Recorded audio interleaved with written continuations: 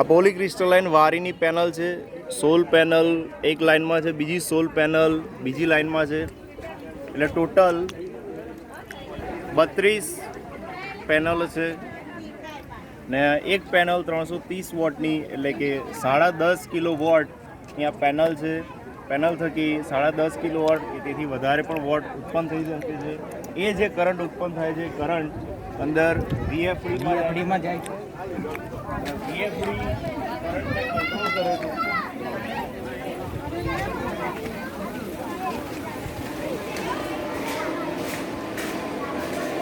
આ 10 HP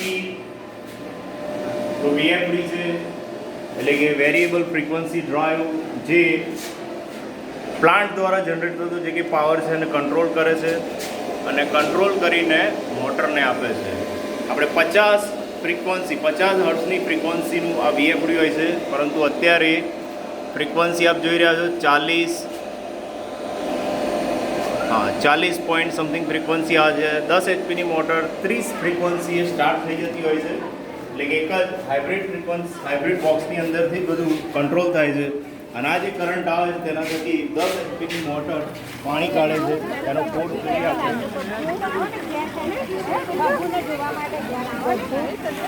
તો અહીંયા 10 HPની મોટરનો કોડ છે કે જે તમે જોઈ શકો છો. અને મોટર 130 ફૂટે છે અને 130 ફૂટેથી આટલું પાણી કાઢે છે. સારો એવો કોર્સ છે.